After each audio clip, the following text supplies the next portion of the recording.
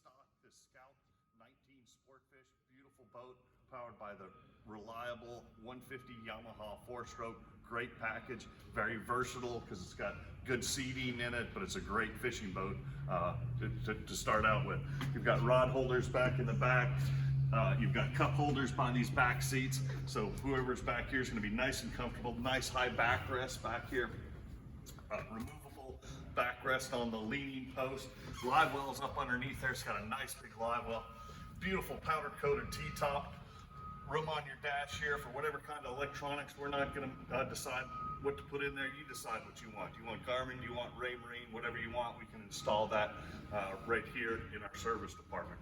Tilt steering wheel, hydraulic steering. Got a flip up footrest down at the floor. Your battery switch, you don't have to go looking for it. It's not buried down in some compartment. It's right here on the dash. The ergonomics with this boat is really good. And you see I'm sitting here, my hands rest just perfectly on the steering wheel as well as the controls. Really comfortable boat to drive. Pop-up cleats.